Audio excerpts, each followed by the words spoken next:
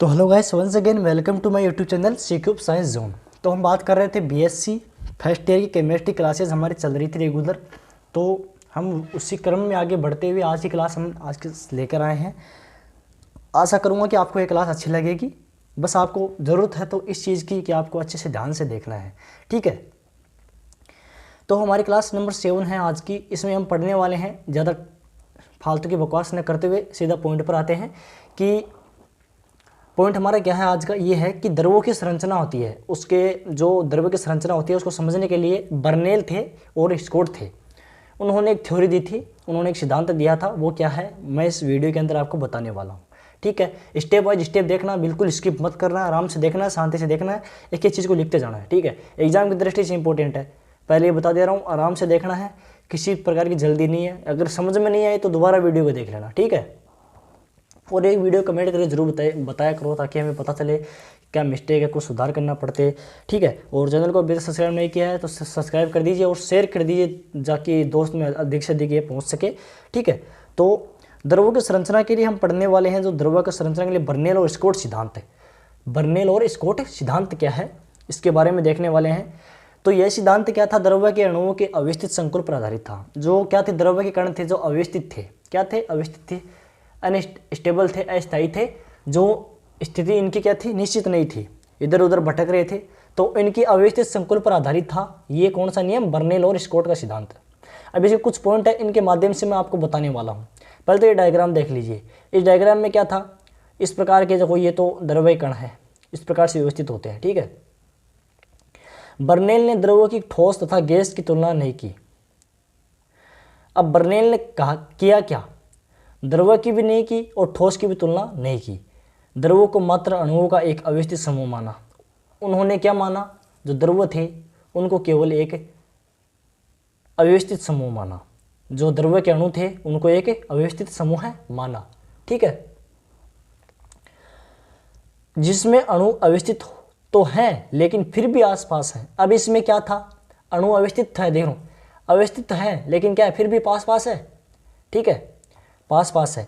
इन्होंने अपना इस सिद्धांत का मॉडल लकड़ी या प्लास्टिक की गेंदों की सहायता से बनाया था। अब जो ये मॉडल देख रहे हैं आप लोग, ये है लकड़ी की गेंदों से बना हुआ और प्लास्टिक की गेंदों से बना हुआ मॉडल है, ठीक है। इनकी सहायता से ही स्कॉट और बर्नेल ने समझाने की कोशिश की थी। इस मॉडल के अनुसार द्रव्य के अणु अनियमित बहुफलक की आकृति बनाते हैं। क्या बनाते हैं, द्रव्य के अणु अनियमित बहुफलक की आकृति बनाते हैं, इनके बहुत सारे फलक होते हैं, उसमें इस प्रकार की आकृति बनाते हैं, ठीक है। इस आकृति में सामान्यतः तलों की संख्या 13। अब जो ये आकृति है इसमें तलों की संख्या क्या थी, 13 थी। इसमें तलों की संख्या 13 और तल की आकृति पंचभुजीय होती है। अब तलों की संख्या 13 होगी और आकृति कैसी होगी, पंचभुजीय। देखिए ये रही, ये दिख रही है आपको। इसमें किस प्रकार की आकृति बनेगी, इस प्रकार की आकृति बने रही है इसमें, ठीक है। ये कितनी होगी, पंचभुजीय होगी, ठीक है। ये पंचभुजीय आकृति हो गई है, इस तरह से देखना,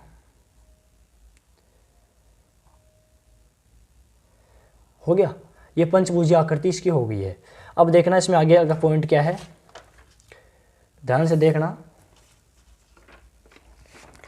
अब जो उसमें पॉइंट था हमारा, अगला पॉइंट ये है 17 का, कि यह संरचना निबिड़ संकुचन को प्रदर्शित करती है। क्या करती है, यह संरचना निबिड़ संकुचन को प्रदर्शित करती है। जो अव्यवस्थित संकुल था, इसमें देखना ये रहा, इसमें जो अव्यवस्थित संकुल था, ये जो अव्यवस्थित संकुल है ये निबिड़ संकुलन को प्रदर्शित करती है। किसको करती है, निबिड़ संकुलन को प्रदर्शित करती है।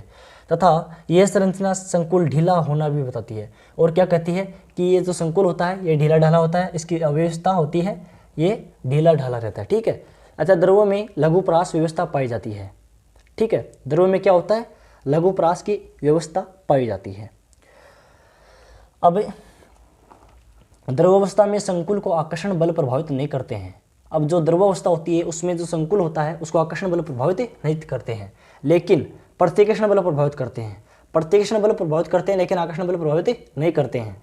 द्रव्यों की संरचनाओं में समन्वय संख्या 4 से लेकर 11 के बीच बदलती रहती है। अब जो द्रव्यों की संरचना होती है उसमें समन्वय संख्या जो भी होती है वो 4 व 11 के बीच बदलती रहती है। तो हम एक बार इसको रिवाइज कर लेते हैं कि हमने पढ़ा क्या है। तो हमने बात की थी किसकी, द्रव्यों की संरचना के संबंध में बर्नेल व स्टोक की सिद्धांत की, ठीक है। इसमें मैंने हल्का हल्का देखा था कि यह सिद्धांत द्रव्य के अणुओं के अवस्थित संकुल पर आधारित था, ठीक है, आधारित था। और बर्नेल ने द्रव्यों की ठोस तथा गैस की तुलना नहीं की। बर्नेल ने द्रव्यों की ठोस तथा गैस से तुलना नहीं की। जो द्रव होते हैं उसकी तुलना किससे नहीं की? ठोस से भी नहीं की और गैस से भी नहीं की।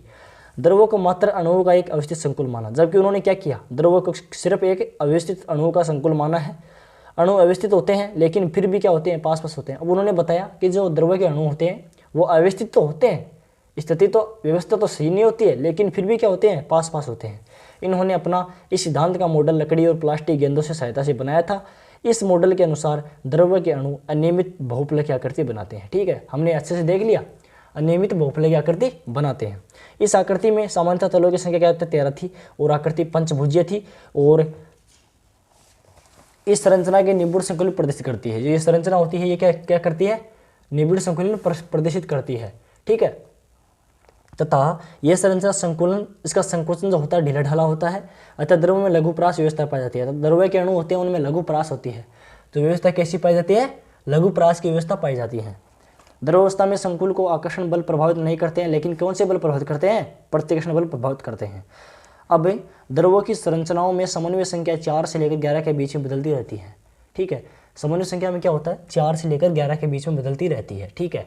तो मैंने 2 बार बता दिया आपको। अब आशा करता हूँ आपको ये समझ में आ भी गया होगा। और एक बार आप फिर भी नहीं समझ में आया तो एक बार रिवाइज कर लेना, अच्छी प्रकार से समझ में आ जाएगा, एग्जाम की दृष्टि इंपॉर्टेंट है, ठीक है। तो आशा करता हूँ आपको क्लास अच्छी लगी होगी, कमेंट के जरूर बताना। अभी से चैनल को सब्सक्राइब नहीं किया सब्सक्राइब कर लीजिए और अपने दोस्त लोगों में शेयर कर दीजिए ताकि सभी के पास ये वीडियोस पहुंच सके। कल की क्लास में क्या होने वाला है देखते हैं, वेट करिएगा। वीडियो देखने के लिए धन्यवाद।